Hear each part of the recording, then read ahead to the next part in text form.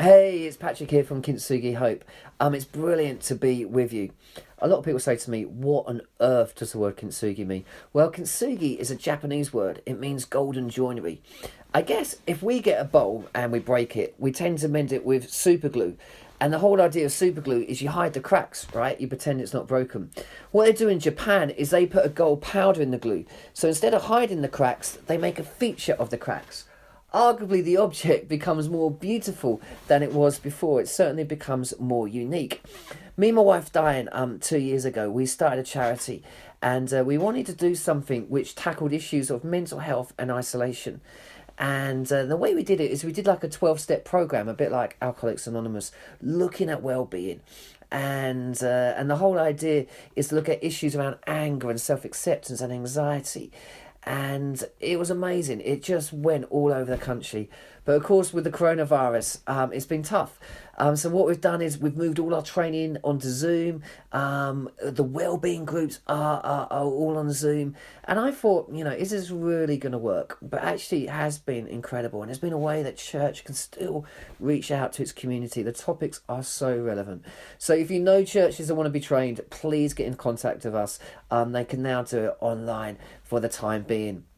The other thing we do is we give away some resources, and we're trying to do this at cost price because we don't want to make money out of anyone's tragedy. And I've done two books, Honesty Over Silence and When Faith Gets Shaken.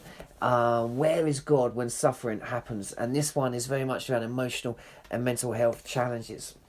But today, I really want to talk to you about resilience, and because I think it's going to be really key for us in the coming days.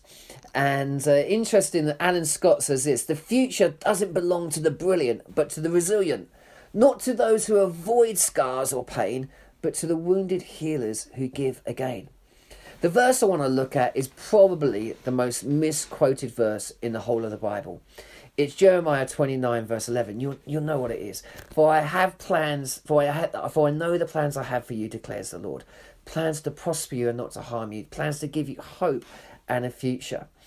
And it's encouraging, isn't it? I think God's got good plans for us and that he wants good things for us. But what we do is we take this verse, like we often do, out of any sort of context. And then we just apply it to our lives. The context of this passage is incredible. The book of Jeremiah was written in the context of the Babylonian army that invaded and destroyed Jerusalem. And the people of God had been taken into exile by King Nebuchadnezzar. They had travelled several hundred miles of desert to live in a place where Yahweh wasn't known. There was no temple of God, no Levitical sacrifices, no festivals, no celebrations. They had to live by a different set of values. Put simply, they felt like aliens in a foreign land. In fact, the book of Lamentations describes the crushing sadness. The people felt abandoned, rootless, vulnerable, orphaned. I don't know at the moment who can feel a little bit like that.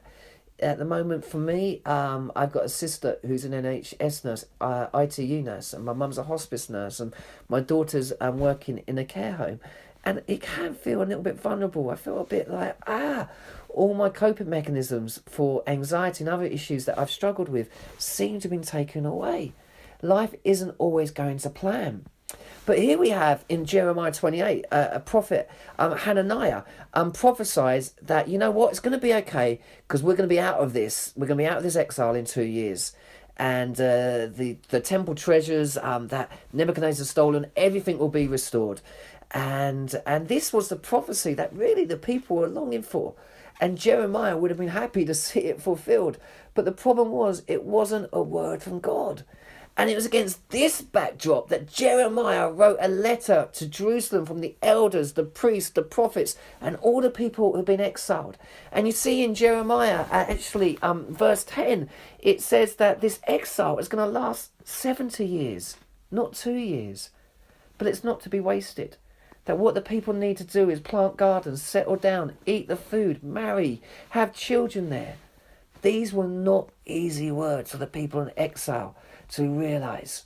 The verses say this: this is what the Lord God Almighty, the God of Israel, says to all I've carried out of into exile from Jerusalem to Babylon.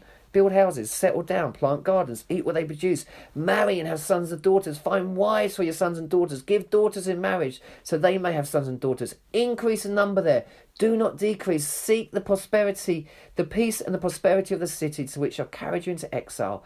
Pray to the Lord for it, because if it prospers, you too will prosper. The first key here, which I think is so appropriate to us, is the people in exile had to accept that they were in a difficult position and they were going to be there for quite a long time. I've come to the conclusion that acceptance and resignation are two very different things. You cannot deal with what you first don't acknowledge. And to acknowledge something takes courage and vulnerability and humility. Archbishop Desmond Tutu, who challenged systems of injustice and poverty around the world, says this: we're meant to live in joy. This does not mean that life will be easy or painless. It means that we must turn our faces to the wind and accept that this is a storm we must pass through. We cannot succeed by denying what exists. The acceptance of reality is the only place from which change can begin. Acceptance is the first place of healing. We have to stop looking for the quick fix and commit ourselves to the long process. I remember when I was struggling with my mental health, I didn't want to accept it. I was embarrassed. I felt ashamed. And because I was a Christian, I was like, I should be okay. I ought to be able to cope. What's wrong with me? I've got a family to look after. I must pull myself together. I ought to be stronger. I should, I must, I ought. And I realised that I needed to accept that this is a struggle. And, you know, in today, of all the stuff that's going on with the coronavirus, we've got to accept that for many people, this is going to be difficult. And when we come out of this, I don't think we're going to be running into each other's arms. I think people are going to be scared. In China, the restaurants are empty.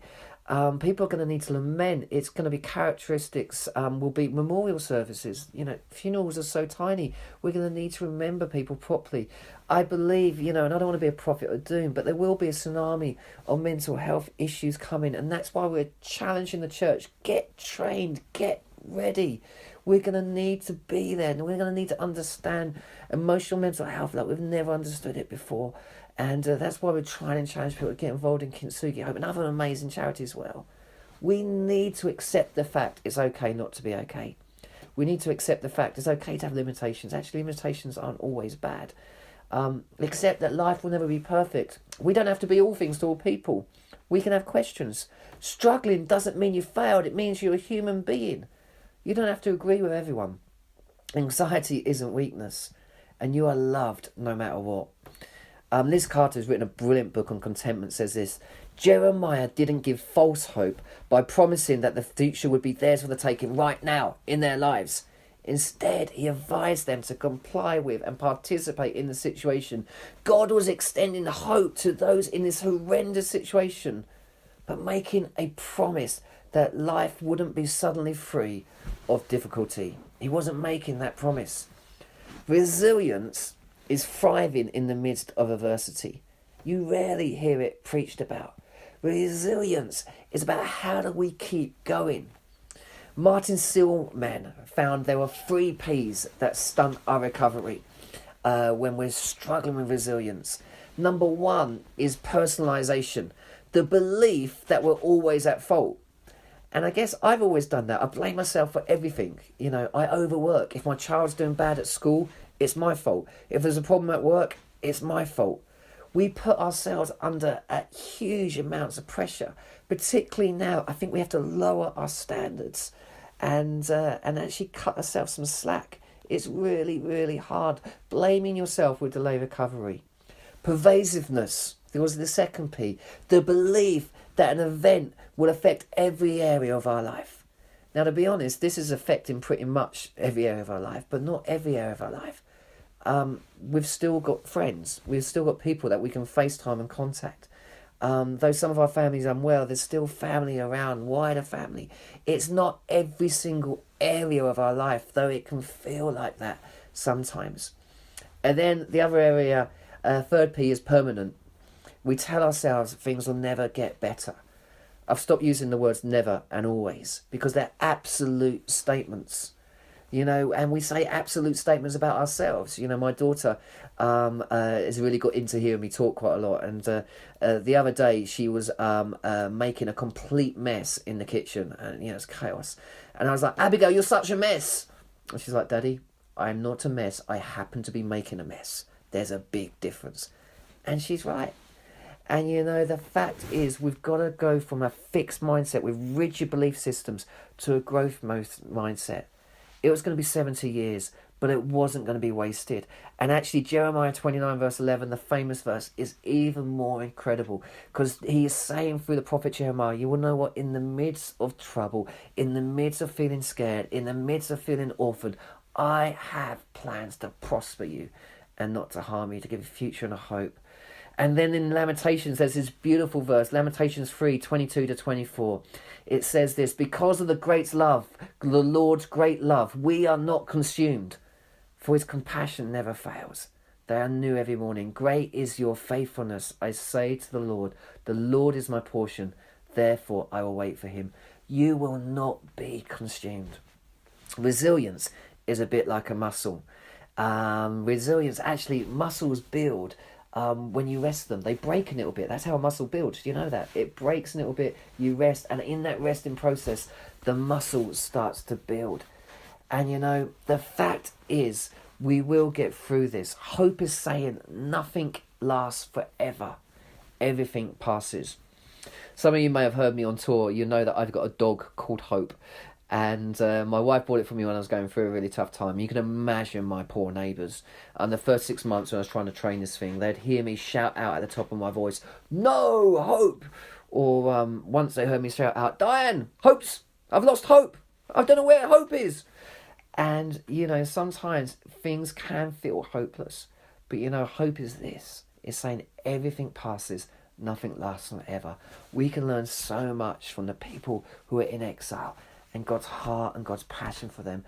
So whatever you're facing, whatever situation you're in, I pray that you just keep hold of that hope that you are loved, you are enough, you are special. May God bless you.